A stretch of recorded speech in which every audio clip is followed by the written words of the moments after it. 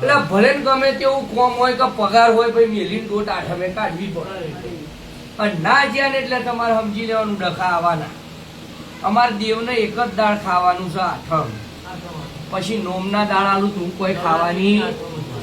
અને છોકરાનો જન્મ થાય ને તોય મને આલવાનું ખાઉં મને ભળશે હાચું માડી. આ તો દીવો કરવા વાળું હું આલું કે મંદિર ને તારું માર જશે તો ભગવાન શું લેવા લેખ લખવા આલો દીવો કરવા વાળો આજો ભાઈ. એટલે ધ્યાન રાખજો, સાચવજો.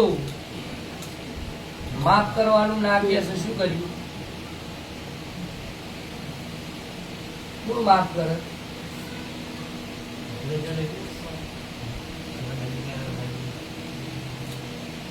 એ નહીં ભરત નહીં જમીન લાવો.